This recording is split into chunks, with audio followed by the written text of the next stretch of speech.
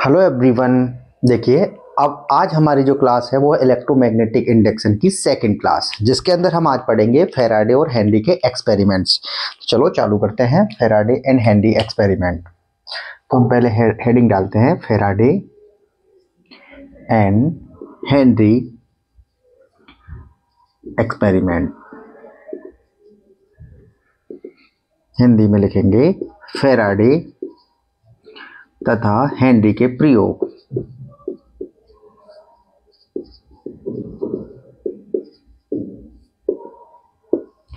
तो देखो, फैराडे और हेनरी दो लोगों ने कुछ एक्सपेरिमेंट किए, उसके आधार पर कुछ रिजल्ट बना और उसी से उन्होंने लॉ बनाए, जिसको फैराडे और हेनरी के लॉ बोले। तो पहले हम एक्सपेरिमेंट समझेंगे और उसके बाद हम उसके लॉ लिखेंगे। तो चलो चालू करते हैं। Experiment number 1। देखो, एक्सपेरिमेंट नंबर 1 में क्या होता है। एक्सपेरिमेंट नंबर हम 1 पढ़ रहे हैं, प्रयोग नंबर। तो इन्होंने क्या किया, एक सेटअप तैयार किया। सेटअप में क्या किया, इन्होंने एक कॉइल ले ली और कॉइल को इन्होंने क्या किया, एक गैल्वेनोमीटर से कनेक्ट कर दिया।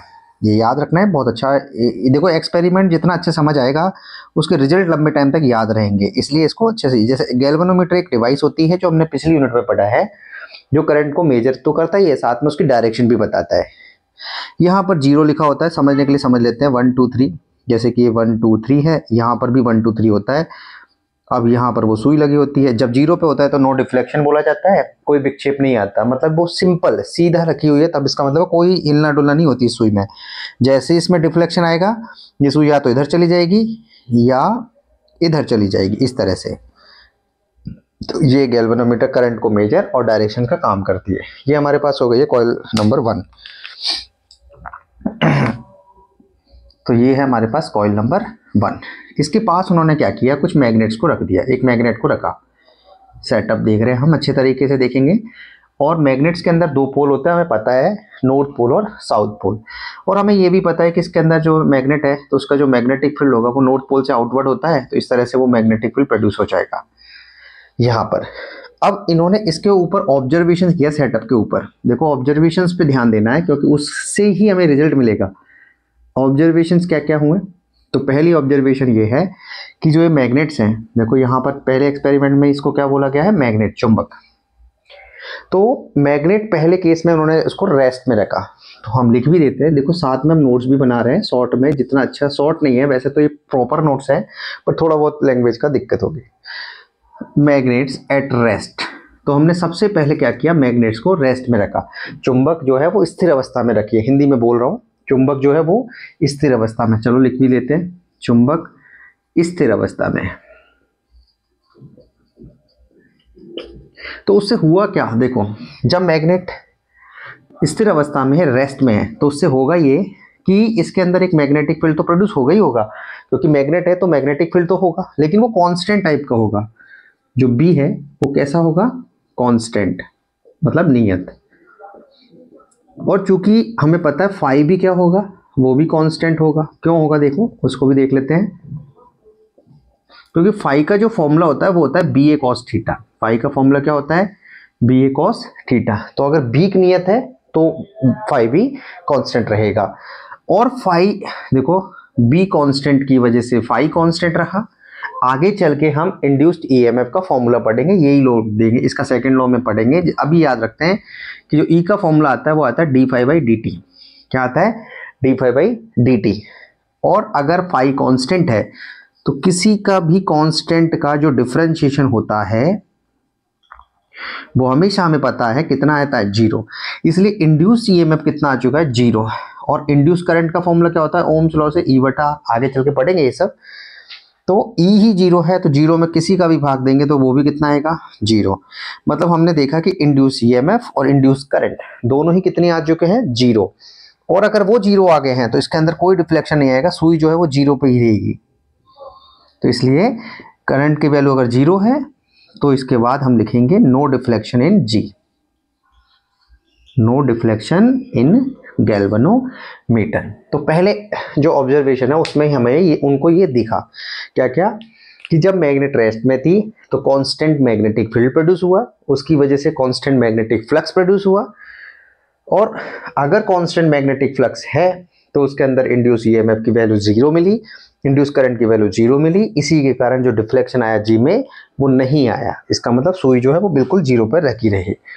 एक्सपेरिमेंट नंबर 1 के अंदर उनका पहला ऑब्जर्वेशन ये था। दूसरे ऑब्जर्वेशन में उन्होंने क्या किया, इस मैग्नेट्स को इस कॉइल के पास टुवार्ड्स द कॉइल लेकर आए, देखो इस तरह से। तीसरे देखो अगर हम इस सबके पॉइंट्स को लिख लें तो एक बार लिख लेंगे, फिर दूसरा भी हम यही लिखेंगे।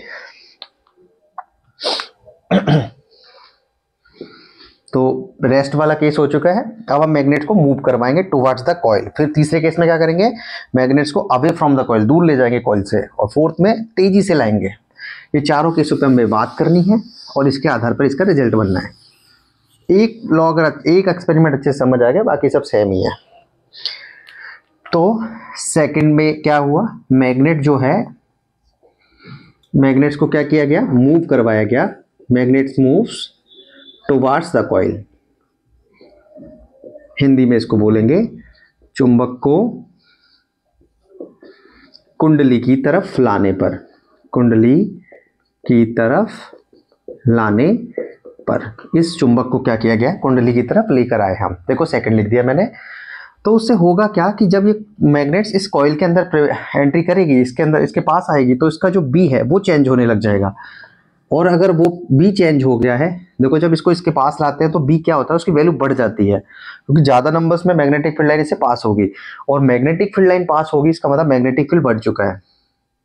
और बढ़ना मतलब मैग्नेटिक फील्ड बढ़ चुका है, और बढ़ने का मतलब हो गया है चेंज, एक बंडल वर्ड में हम देखें तो।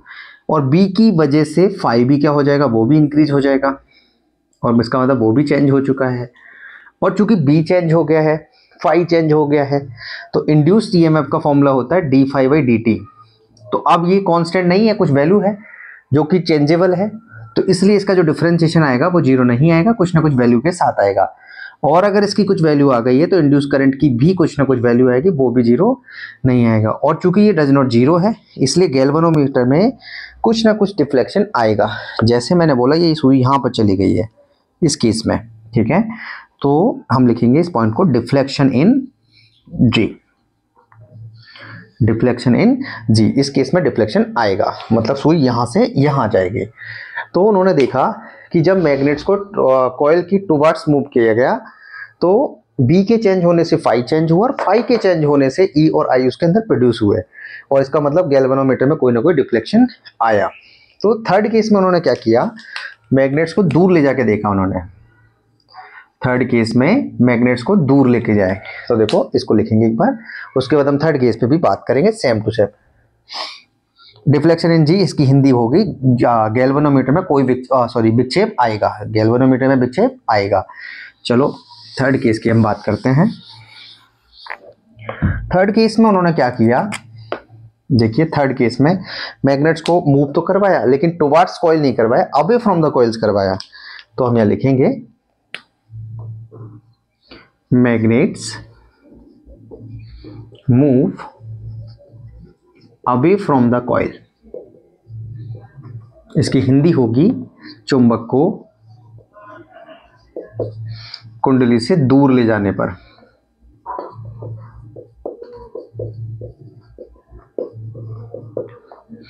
तो उससे होगा क्या, देखो जैसे ही इसको चुंबक को इससे दूर लेके गए तो मैग्नेटिक फील्ड लाइन इससे कम पास होने लगी, इसका मतलब इसका जो मैग्नेटिक फील्ड है वो घटने लगा, मतलब चेंज हो गया। अभी भी बढ़ना हो या घटना हो, इंक्रीज हो या डिक्रीज, चेंज की कैटेगरी में दोनों ही आएंगे। बी अगर डिक्रीज हो गया है तो फाई भी डिक्रीज हो गया, क्योंकि फाई का फॉर्मूला बी कॉस थीटा होता है, इसलिए ये भी चेंज हो गया है। और चूंकि अगर ये भी कुछ ना कुछ चेंज हो रहा है, वैल्यू दे रहा है, तो इसका मतलब ये डज नॉट क्या आएगा, 0। और अगर ये डज नॉट 0 है तो आई भी क्या आएगा, डज नॉट 0। तो इसका मतलब जब आई डज नॉट 0 है तो गैल्वेनोमीटर में कोई ना कोई डिफ्लेक्शन आएगा। तो यहां पर हम लिखेंगे deflection in G, deflection in जी। लेकिन कैसा, अपोजिट डायरेक्शन में आएगा। क्यों आएगा अपोजिट डायरेक्शन में, देखो क्योंकि हमने पहले जब इसको लाए तो इधर की तरफ विक्षेप आ गया था, अब हम दूर ले जा रहे हैं तो इसमें क्या होगा, ये यहाँ से उठकर कहाँ चला जाएगा, यहाँ पर अपोजिट डायरेक्शन में विक्षेप डिफ्लेक्शन आ जाएगा। इसको हिंदी में अगर लिखना हो तो हम लिखेंगे जी में, गैल्वेनोमीटर में विपरीत दिशा में विक्षेप, विपरीत दिशा में बिग शेप, इस तरह से। तो तीसरा केस भी उन्होंने देखा कि पहले केस में तो रेस्ट में रखा, चलो पहला केस भी यहीं लिख लेते हैं ताकि ये डायग्राम में समझ आए। तो इसकी वजह से जो ई और आई थे दोनों ही जीरो थे, लेकिन सेकंड केस में क्या हुआ, ई और आई प्रोड्यूस हुए। थर्ड केस में भी ई और आई प्रोड्यूस हुए। गैल्वेनोमीटर में एक में डिफ्लेक्शन ऐसे आया तो दूसरे में अपोजिट डायरेक्शन में आया। फोर्थ केस में उन्होंने क्या किया, फोर्थ केस में उन्होंने चाहे ऐसे हो चाहे ऐसे हो, लेकिन ये काम किया उन्होंने फास्टली। कैसे किया, फास्टली। पास लाना है, दूर ले जाना, वो कैसे, फास्टली, तेजी से किया। तो फोर्थ केस में देखा उन्होंने क्या फर्क पड़ा, मैग्नेट मूव्स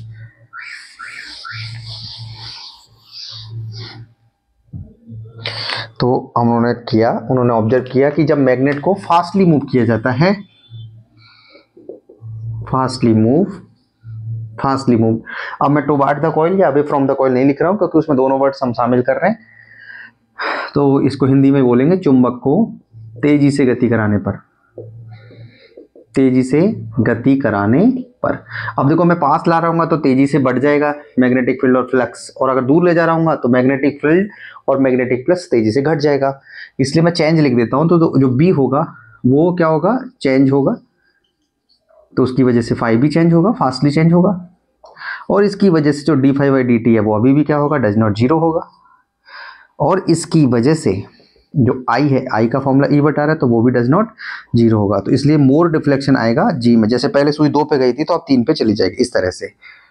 तो मोर डिफ्लेक्शन इन जी, ठीक है, इस तरह से। तो इन चारों पॉइंट्स को उन्होंने देखा और चारों पॉइंट को हमने यहाँ पर लिख भी दिया है। देखो मैग्नेट के रेस्पेक्ट में, पहले केस में रेस्ट में थी मैग्नेट, तो ई और आई दोनों की वैल्यू जीरो थी। अच्छा, ई कौन सा है और आई कौन सा है, ई का मतलब यहाँ लिख लेते हैं अपन। ई जो बात हो रहा है वो इंड्यूस्ड ईएमएफ की बात हो रही है, और पहली क्लास में हम इंड्यूस्ड ईएमएफ क्या होता है पूरा पढ़ चुके हैं। आई जो है उसका मतलब है इंड्यूस्ड करंट।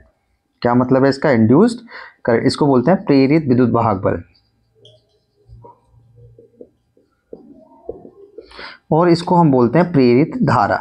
इसको क्या बोलते हैं, प्रेरित धारा। ये जब भी ये ई और आई आएगा तो उसका मतलब हमको ये समझना है। तो हमने देखो पहले केस में रेस्ट में रखा तो इंड्यूस ईएमएफ और करंट दोनों की वैल्यू जीरो थी। सेकंड केस में हमने मैग्नेट्स को टुवर्ड द कॉइल मूव करवाया तो ई और आई दोनों उसमें प्रोड्यूस हुए, गैल्वेनोमीटर में एक डायरेक्शन में डिफ्लेक्शन आया। थर्ड केस में अगर away from the coil move करवाया तो अपोजिट डायरेक्शन में डिफ्लेक्शन आया और उसकी वजह से ई और आई प्रोड्यूस हुए। फोर्थ में फास्टली करवाया तो गैल्वेनो में ज्यादा डिफ्लेक्शन आया और ज्यादा वैल्यू के साथ ये बढ़ा। तो रिजल्ट के तौर पर उन्होंने देखा इन चारों ही केसों में जो हो रहा है, ई और आई तभी बन रहा है जब फाई चेंज हो रहा है। देखो फाई के चेंज होने से ही ई और आई दोनों की वैल्यू कुछ ना कुछ आती है। इसका मतलब रिजल्ट जो बनाया उन्होंने, और रिजल्ट के तौर पर उन्होंने क्या बना लिया इन चारों एक्सपेरिमेंटों से, चलो यहाँ लिख लेते हैं। रिजल्ट के तौर पर उन्होंने क्या बनाया, इन चारों ऑब्जर्वेशन को देखा तो उन्होंने देखा कि अगर फाई में चेंज आता है, फाई में चेंज आता है तो ई एंड आई वो प्रोड्यूस होता है, और बाद में यही, और ई का मतलब है इंड्यूस्ड ईएमएफ। अच्छा, मैंने ई और आई का नाम तो लिख ही दिया नीचे। ई और आई मतलब इंड्यूस्ड ईएमएफ और करंट की बात हो रही है। देखो फाई सेम होने से दोनों की वैल्यू फिर भी जीरो थी, लेकिन अगर फाई चेंज होगा तो ई और आई दोनों है वो प्रोड्यूस होगा। ये चारों केसों में उन्होंने बात की। अब हम एक्सपेरिमेंट नंबर 2 की बात करेंगे, लेकिन तब तक एक बार इसको देखें ढंग से दोबारा से कि चारों ही केसों में क्या हुआ है कि बी जब कांस्टेंट था तब ई और आई नहीं था, लेकिन जब चेंज हुआ बी और फाई तो उसकी वजह से इंड्यूस ईएमएफ और करंट उसके अंदर प्रोड्यूस हुआ। इसका मतलब ईएमएफ और करंट, इंड्यूस ईएमएफ और करंट प्रोड्यूस होने का रीजन ही एक ही चीज है और वो है चेंज, और यही फैराडे और हेनरी का फर्स्ट लॉ भी होगा। एक बार देखें फिर हम आगे बढ़ते हैं सेकंड एक्सपेरिमेंट पे। अब देखो एक्सपेरिमेंट नंबर हम 2 पढ़ते हैं, फैराडे और हेनरी का एक्सपेरिमेंट नंबर 2, जिसके अंदर उन्होंने क्या किया, मैग्नेट जो थी उसको रिप्लेस करके किसी एक कॉइल को और लेकर आए। अच्छा, एक्सपेरिमेंट नंबर 2 में क्या चेंज किया, मैग्नेट्स की जगह किसी एक कॉइल को और लेकर आए, और कॉइल को किससे कनेक्ट कर दिया, बैटरी से, और बैटरी है तो करंट फ्लो होगा ही होगा, तो आई करंट फ्लो हो गई है इस तरह से। और ये देखो आई ऐसे गई है और वापस ऐसे आके और ये इस तरह से और ये इस तरह से आ चुकी है। अब इसमें करंट अगर आ चुकी है कॉइल के अंदर, तो हम पिछली यूनिट में पढ़ चुके हैं कि अगर किसी भी वायर में या किसी भी कॉइल के अंदर करंट फ्लो करती है तो उसके चारों तरफ जो है वो मैग्नेटिक फील्ड प्रोड्यूस हो जाता है। और इसकी जो डायरेक्शन है वो हम राइट हैंड थंब रूल से देते हैं। राइट हैंड थंब रूल ये पिछली क्लास में हमने पढ़ा है, जिसमें क्या करना है तुमको, कर्ल्ड जो फिंगर है, मुड़ी हुई उंगलियां, उसमें तो रखना है करंट को, तो जो थंब होगा हमारा वो बताएगा बी की डायरेक्शंस को।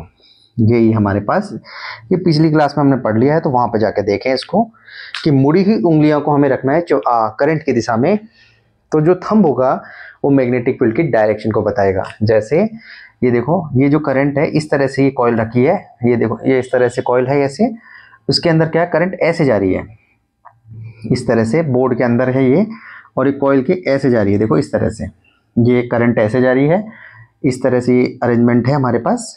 और ये कॉइल जब ऐसे जा रही है तो हम क्या करेंगे, करंट की डायरेक्शन में अपनी उंगलियों को रखेंगे इस तरह से। देखो ये खड़ी है इस तरह से, इसको कॉइल मान लो, अगर हम ढंग से देखें तो इसको कॉइल है ये, और अगर ये कॉइल गोल गोल कॉइल है, अज्यूम करें एक बार ये गोल कॉइल है और उसके अंदर जो करंट है वो इस तरह से जा रही है, तो देखो अंगूठा जो हमारा है वो इस साइड में आ रहा है और यही इसकी क्या है, मैग्नेटिक फील्ड प्रोड्यूस हो जाएगा, बी जिसको हम बोल रहे हैं। तो मैग्नेटिक फील्ड प्रोड्यूस हो चुका है, इस लॉ से हमने इसकी डायरेक्शन बता दी है। और डायरेक्शन बड़ा सिंपल है कि कर्ल्ड फिंगर्स को हमें उसके अंदर रखना है और जो अंगूठा होगा वो हमारा मैग्नेटिक फील्ड की डायरेक्शन को बताएगा। तो मैग्नेटिक फील्ड प्रोड्यूस हो चुका है। अब उन्होंने देखा कि जब ये सब अरेंजमेंट हो गया तो क्या क्या रिजल्ट उनको दिखे। तो पहला, कॉइल नंबर 2 को उन्होंने रेस्ट में रखा, कोई रिलेटिव मोशन नहीं करवाया बिटवीन कॉइल्स। तो कॉइल नंबर जब 2 है, देखो बाकी सेम से रहेगा, कॉइल 2 एट रेस्ट, तो उसकी वजह से जो होगा, कॉइल 2 जब रेस्ट में रहती है तो जो बी तो प्रोड्यूस हो लेकिन वो कांस्टेंट है, जो बी है अभी क्या है, कांस्टेंट है, और बी कांस्टेंट होने की वजह से फाई भी कांस्टेंट है, नियत है, और नियत होने की वजह से D phi by D T की वजह से ये पूरा जीरो आएगा, क्योंकि कांस्टेंट का डिफरेंशिएशन कितना होता है, जीरो। और अगर ये इंड्यूस करंट की बात करें तो ई बटा आर ये जीरो है तो ये पूरा भी जीरो हो गया, इसलिए हम लिखेंगे नो डिफ्लेक्शन इन जी। देखो ये तो रिजल्ट सेम सा ही दिख रहा है उनको कि मैग्नेट रखो या कॉइल, सेम सा है, बस इसमें कॉइल लिख दिया हमने।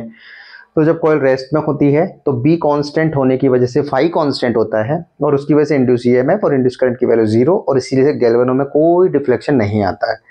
ये उनका फर्स्ट ऑब्जर्वेशन था सेकंड एक्सपेरिमेंट का। अब वो क्या करेंगे, अगली बार इस कॉइल को इसकी तरफ मूव करेंगे तो इससे ये जो मैग्नेटिक फील्ड है वो इससे पास होगा, तो इससे क्या होगा, इसका फ्लक्स बढ़ जाएगा मैग्नेटिक फील्ड के बढ़ने के कारण। चलो उसको लिखते हैं अपन, पहले इसको नोट करो।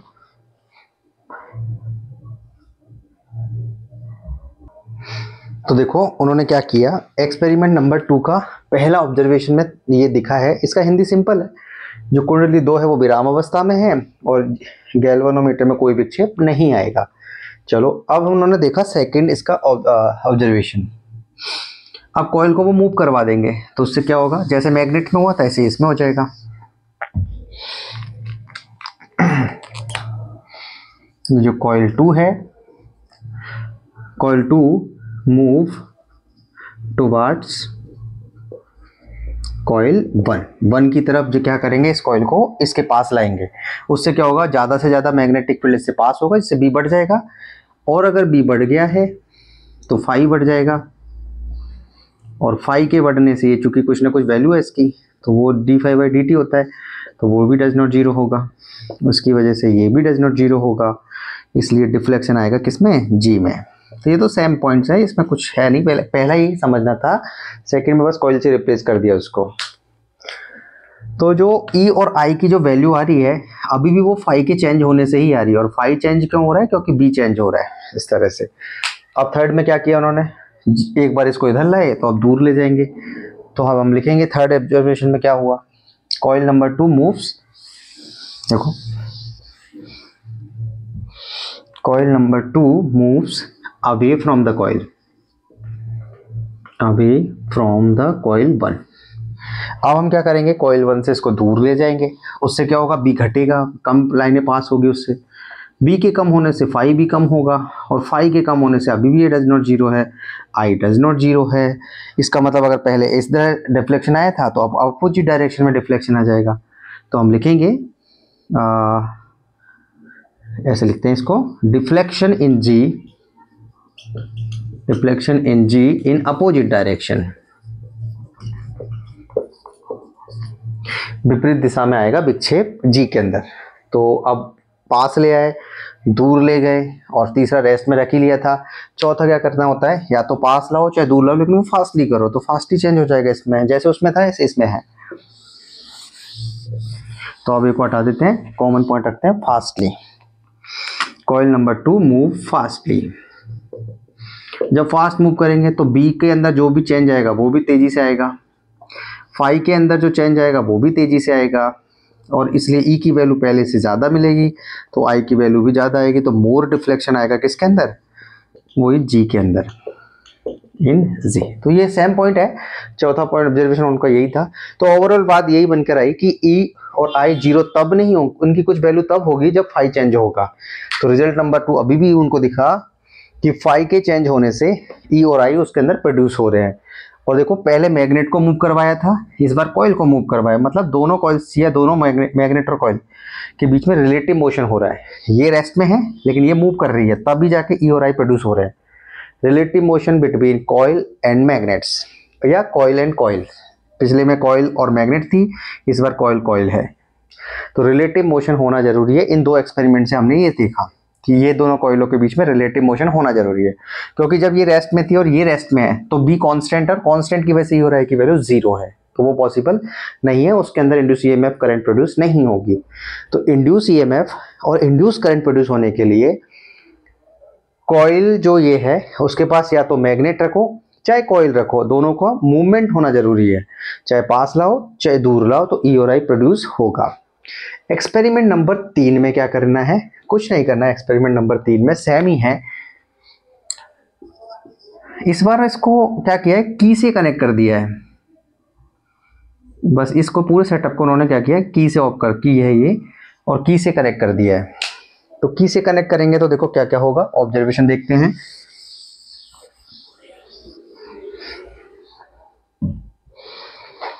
की से कनेक्ट करने पर पहला ऑब्जर्वेशन था उनका कि की को ऑफ रखा उन्होंने, जो की है, जो कुंजी है वो बंद है अभी, ठीक है। जैसे ही बंद है तो करंट का फ्लो होगा ही नहीं, तो इसका मतलब आई की वैल्यू जीरो होगी, और अगर आई जीरो है तो बी भी जीरो है, और बी जीरो है तो फाई जीरो है, और फाई जीरो है तो नो डिफ्लेक्शन आएगा जी में, क्योंकि ई हो वो भी जीरो आएगा, उसकी वजह से आई है वो भी जीरो आएगा। लेकिन ये इंड्यूस वाले हैं और ये बैटरी के द्वारा जो करंट फ्लो करी वो है, तो नो डिफ्लेक्शन इन जी। तो उन्होंने क्या किया उसके बाद, सेकेंड ऑब्जर्वेशन में क्या किया, ये जो की लगाई थी इसको उन्होंने ऑन कर दिया। तो अब की को कर दिया है ऑन, तो उससे होगा क्या, देखो जैसे ही की ऑन होगी तो इसके अंदर आई बढ़ेगा, आई मतलब बढ़ेगा, और बढ़कर कितना हो जाएगा, जीरो से मैक्सिमम तक वैल्यू तक जाएगा। और आई जब जीरो से मैक्सिमम जब जाएगा तो उसके अंदर मैग्नेटिक फील्ड भी बढ़ेगा, मतलब वो भी कहाँ जाएगा, जीरो टू मैक्स तक जाएगा, बढ़कर अधिकतम हो जाएगा। और अगर आई और बी बढ़ गए, मतलब चेंज हो गया बी, तो उसके अंदर फाई भी चेंज होगा, मतलब फाई भी बढ़ेगा। और अगर फाई चेंज हो चुका है तो ई की वैल्यू भी डज नॉट जीरो होगी और आई की वैल्यू भी डज नॉट जीरो होगी। इसका मतलब गैल्वेनो में डिफ्लेक्शन आएगा, डिफ्लेक्शन इन जी इस तरह से होगा। दोबारा देखेंगे एक बार, अगर की ऑफ है और दूसरे केस में की ऑन है, ऑफ में तो होगा ही नहीं, ई और आई जीरो होगा। ऑन करने पे क्या होगा, ये जो गैल्वेनोमीटर जैसे ही ऑन करेंगे की को, तो यहाँ आई प्रोड्यूस होगी, आई से बी बनेगा, देखो आई बढ़ा बी बढ़ा, और जैसे ही इसके पास रखिए कॉइल, तो इससे क्या होगा, इससे पास होने वाला जो मैग्नेटिक फ्लक्स है वो भी चेंज हो जाएगा, वो भी बढ़ जाएगा। इसकी वजह से क्या होगा, इसके अंदर जो करंट प्रोड्यूस होगी एकदम से की जाएगी और वापस ओरिजिनल शेप में आ जाएगी। समझ आया क्या हुआ, की ऑन करने से ये सब हुआ, क्योंकि डिफ्लेक्शन आएगा जी में, और वो डिफ्लेक्शन इस तरह से होगा जैसे ये मान लो ये सुई है तो एकदम से ऐसे जाएगा और फिर वापस ऐसे आ जाएगा, मतलब ये बताएगा कि इंड्यूस करंट प्रोड्यूस हो चुकी है उसके अंदर। समझ आया, की को ऑन करते ही क्या होगा, इसके अंदर इंड्यूस करंट होगी, इसकी वजह से डिफ्लेक्शन ऐसे आएगा और फिर वापस आएगा फास्टली एकदम से। और अगर फिर वापस ऑफ कर देंगे तीसरे केस में उन्होंने क्या किया, की को वापस ऑफ कर दिया। तो जैसे ही की को ऑफ करेंगे तो क्या होगा, देखो तीसरे केस में उन्होंने की को ऑफ कर दिया तो इसका उल्टा हो जाएगा, आई घट जाएगा, बी घट जाएगा और 5 फिर से घट जाएगा, चेंज हो जाएगा। उससे ई और आई उसके अंदर आपकी डज नॉट जीरो होगा, लेकिन जो डिफ्लेक्शन आएगा जी में वो अपोजिट डायरेक्शन में आ जाएगा। मतलब अगर मान लो पहले ऐसे आया था तो अब ऐसे आ जाएगा, समझ आया। तो ऑफ ऑन ऑफ के केस में उन्होंने ये किया। मतलब पहले 2 एक्सपेरिमेंट से उन्होंने देखा कि दोनों के बीच में रिलेटिव मोशन से ये प्रोड्यूस हो रहा था ई और आई, लेकिन तीसरे एक्सपेरिमेंट से उन्होंने देखा कि रिलेटिव मोशन की बात नहीं है, की को ऑन ऑफ करने से भी इसके अंदर ई और आई प्रोड्यूस हो रहा है। तो इसलिए ओवरऑल बात ये आई कि हमने देखा कि फाई इसमें चेंज हो रहा है। तो फाई अगर चेंज होता है तो इंड्यूस ईएमएफ और इंड्यूस करंट प्रोड्यूस होता है, और यही फैराडे और हेनरी का फर्स्ट लॉ भी है कि ई और आई के जो प्रोड्यूस होने का रीजन है वो सिर्फ और सिर्फ कौन है, फाई का चेंज होना। तो ये रीजन भी हम लिखेंगे, पहले एक बार सेटअप कंप्लीट करें, नोट करें इसको, फिर लॉ लिखते हैं इसके।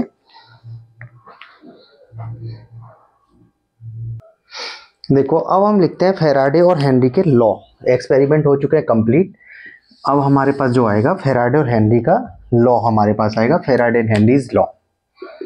और एग्जाम में ज़्यादातर ये पूछे जाते हैं लॉ, एक्सपेरिमेंट के बारे में पूछे ना पूछे, बट ये लॉ तो हमें याद होने चाहिए, हेनरी के नियम। तो इन्होंने 2 नियम दिए। तो पहला लॉ क्या कहता है, फर्स्ट लॉ की हम बात कर रहे हैं। फर्स्ट लॉ बताता है कि जो ईएमएफ और करंट, इंड्यूस्ड ईएमएफ और इंड्यूस्ड करंट जो प्रोड्यूस हुए उसका रीजन को ये बताता है। फर्स्ट लॉ जो है वो किसको बताता है, इंड्यूस ईएमएफ और इंड्यूस करंट के प्रोड्यूस होने के रीजंस को। और देखो हमने ये पढ़ लिया है, और बार बार हमने एक्सपेरिमेंट में भी देखा कि फाई अगर चेंज हुआ था तो इससे ईएमएफ और जो आई है वो उसके अंदर प्रोड्यूस हुआ था। तो इसके प्रोड्यूस होने का एक ही एक रीजन है, और वो रीजन है फाई। और फाई क्यों चेंज हुआ था, एक्सपेरिमेंट में हमने उसको अच्छे से देखा था। तो हम लिखेंगे इसका स्टेटमेंट, अगर हमें लिखना हो तो हम क्या लिखेंगे, मैग्नेटिक फ्लक्स लिखेंगे एक बार अच्छे से, magnetic flux linked with coil,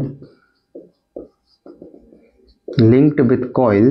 देखो ये किसी कॉइल से लिंक तो होगा ही होगा मैग्नेटिक फ्लक्स। अगर वो चेंज हो जाता है, चेंजेस, मैग्नेटिक फ्लक्स अगर आपका चेंज हो जाता है जो कॉइल से लिंक्ड है, magnetic flux linked with the coil changes, then induced EMF is produced. हालांकि इसमें करंट भी लिख सकते हैं, बट एक और लाइन लिख लेते हैं, induced EMF is produced and if circuit is closed, circuit is closed, then induced current is also produced। Hindi में इसको लिखेंगे एक बार,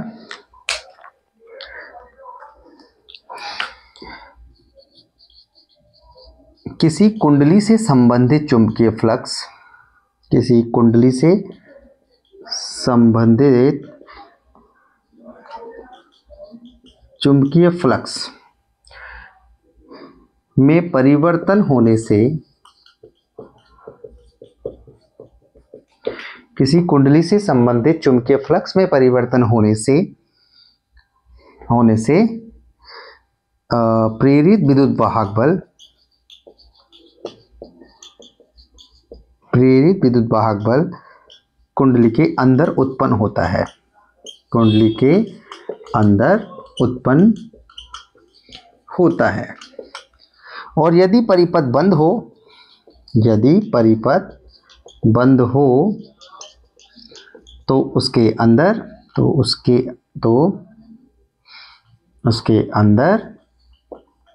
प्रेरित धारा भी उत्पन्न होती है।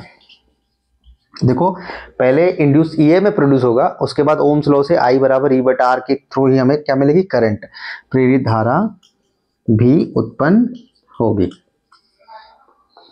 ये हमारे पास आ चुका है कंप्लीट।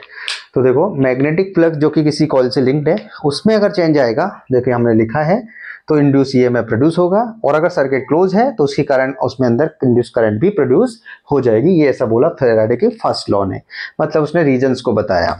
सेकेंड लॉ की हम बात करते हैं फैराडे का, मैंने इंग्लिश और हिंदी दोनों में लिख दिया है। सेकेंड लॉ, देखो सेकेंड लॉ ये बताता है कि जो ईएमएफ प्रोड्यूस हुआ है उसका मैग्नीट्यूड कितना होगा। मतलब सेकेंड लॉ किसको बताता है, मैग्नीट्यूड को, परिमाण को। किसका परिमाण, ईएमएफ का, क्योंकि आई तो ईएमएफ की मदद से ही निकलेगा, तो ईएमएफ पे ही बात करते हैं हम। और वो ये बोलता है कि सेकेंड लॉ के हिसाब से कि जो ई का मैग्नीट्यूड है वो डायरेक्टली प्रोपोर्शनल होगा d∅/dt के। और इसको इंग्लिश में स्टेटमेंट की फॉर्म में लिखते हैं इधर। फर्स्ट लॉ तो समझ आ गई होगा, मैग्नेटिक फ्लक्स में अगर चेंज आएगा तो ये में प्रोड्यूस होगा, सर्किट क्लोज है तो उसके अंदर इंड्यूस करंट भी प्रोड्यूस हो जाएगी। ये हमने इसमें फर्स्ट लॉ में बोला।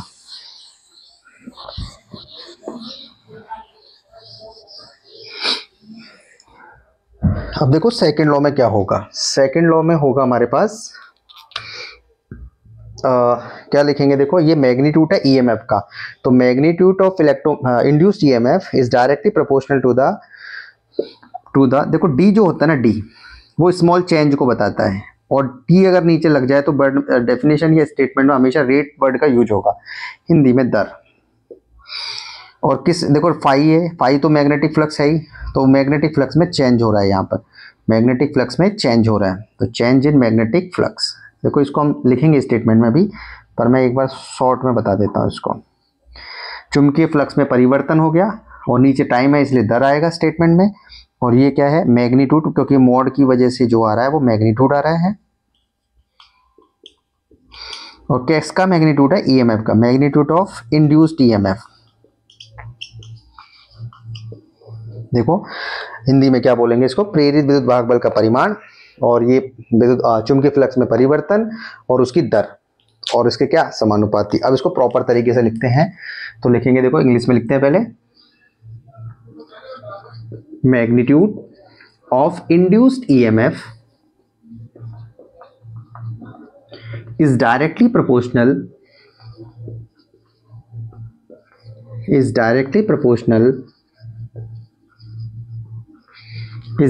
proportional किसके प्रोपोर्शनल है, rate of change in magnetic flux, rate of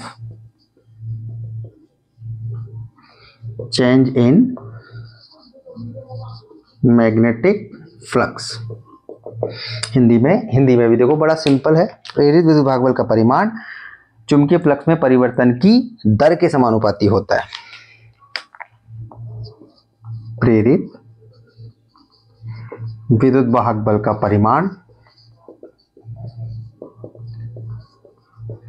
प्रेरित विद्युत वाहक बल का परिमाण चुंबकीय फ्लक्स में परिवर्तन की दर, चुंबकीय फ्लक्स में परिवर्तन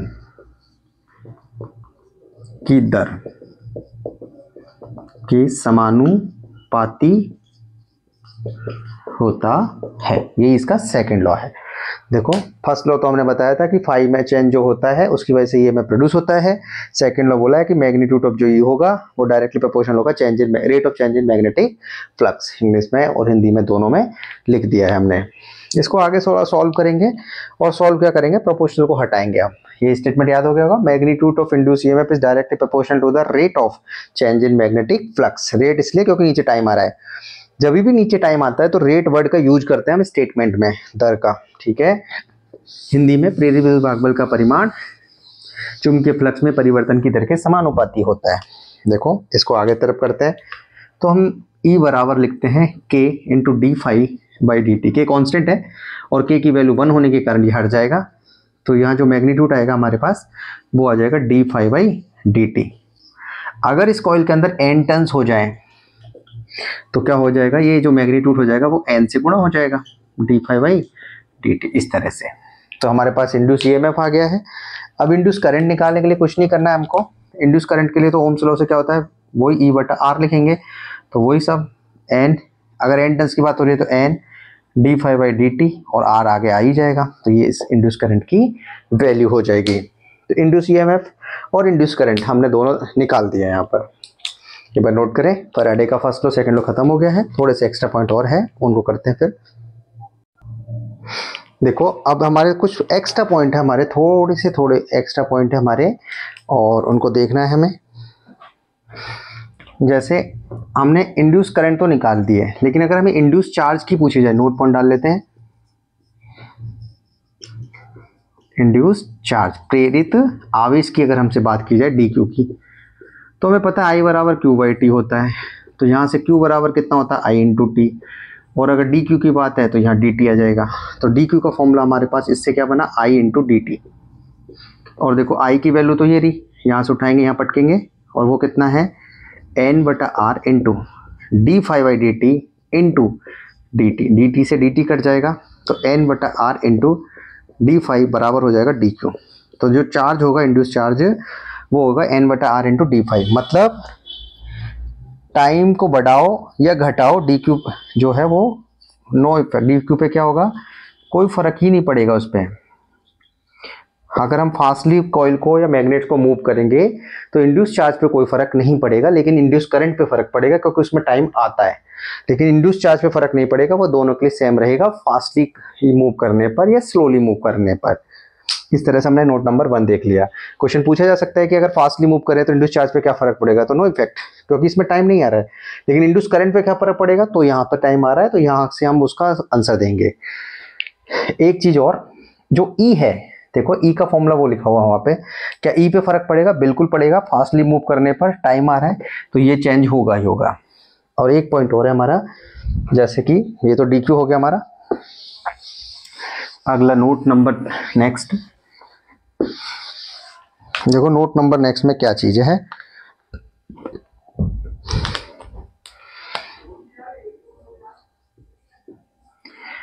मान लो कि वायर है हमारे पास, ये कॉइल है, एक कॉपर का है और एक आयरन की कॉइल है। तो ये हमें पता है कि करंट इसके अंदर अच्छे से फ्लो होती है, तो इसका रेजिस्टेंस कम होगा, इसलिए जो आयरन है उसका रेजिस्टेंस ज़्यादा होगा और कॉपर का कम होगा। तो अब हमें बताना है इंड्यूस करंट किसका ज़्यादा होगा, कॉपर का या आयरन का।